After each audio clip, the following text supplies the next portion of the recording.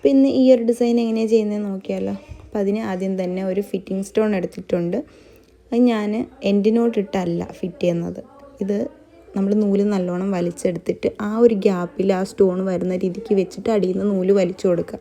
അപ്പം നല്ലോണം അത് മുറുകി അവിടെ ഇരുന്നോളും. എന്നിട്ട് ഒരു കട്ട് ബീഡ്, ഒരു ഗോൾഡൻ ബീഡ് എന്ന രീതിക്ക് എടുത്തിട്ട് ഒരു ഫ്ലവറിൻ്റെ ഷേപ്പിൽ അത് സ്റ്റിച്ച് ചെയ്തെടുക്കുക. അപ്പോൾ ഓരോന്നും ചെയ്യുമ്പോൾ നമ്മൾ ലോക്കിട്ട് വേണം ചെയ്യാൻ. ഇല്ലെങ്കിൽ നമ്മൾ എവിടെയാണോ എൻഡിനോട്ട് ഇടുന്നത് അവിടെ പൊട്ടിക്കഴിഞ്ഞാൽ ഫുള്ളായിട്ട് അഴിഞ്ഞു പോരും.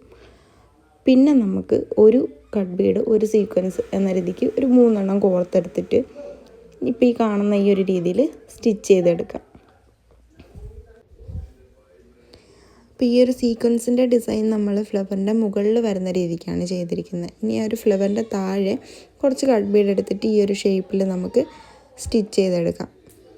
പിന്നെ നമുക്കൊരു ലീഫ് ചെയ്യാനായിട്ട് ലീഫിൻ്റെ ഷേപ്പിലുള്ള ഒരു സീക്വൻസ് എടുത്തിട്ടുണ്ട്, ഗോൾഡൻ കളർ. അതിനുള്ളിൽ 2 കട്ട് ബീഡ് വരുന്ന രീതിക്ക് വെച്ച് നമുക്ക് ലോക്ക് ചെയ്യാം.